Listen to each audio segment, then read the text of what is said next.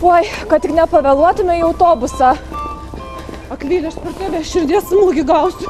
Jau tie tavo autobusai. Na, šiandien automobiliu važiuoti negalime, tad teks pasinaudoti viešuoju transportu. O ne, man tikrai prireiks į ligoninę važiuoti. Jums tai blogai?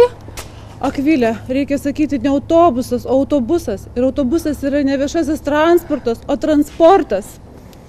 A, jūs dėl to. Gerai, lipkime į autobusą.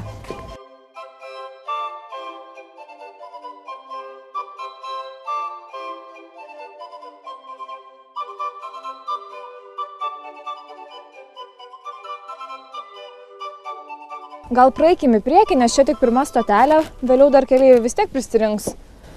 Praeiti galima tik pro šalį, pro šoną. Atsimeni aną kartą, kaip supykai, kai aš užsimiegojusi, praėjau pro šalį ir tavęs nepamačiau.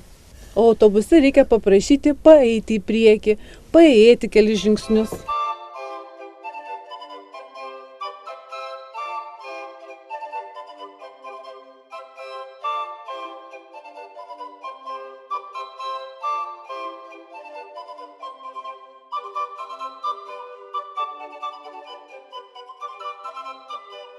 Dar žinai, kartais matau tokius netaisyklingus užrašus.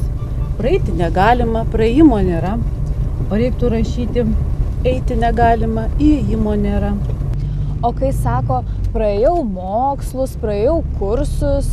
Kursai nepraeinami, o išeinami, išklausomi, baigiami. Taigi reikia sakyti, išėjau kursus, baigiau kursus, išklausiau kursus.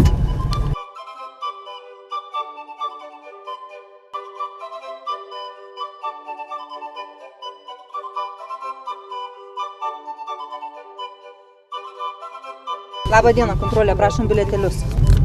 Mūsų bilietėliai atžymėti, galite patikrinti. Tu ką, nori baudą mokėti? Kodėl?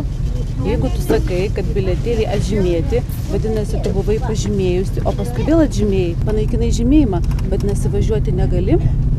O tada kaip turėčiau sakyti? Bilietėliai pažymėti.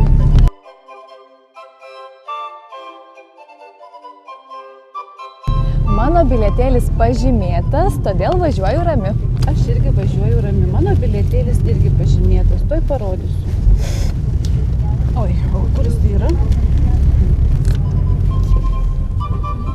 Bet aš tikrai pažymėjau, tikrai pažymėjau bilietėlį.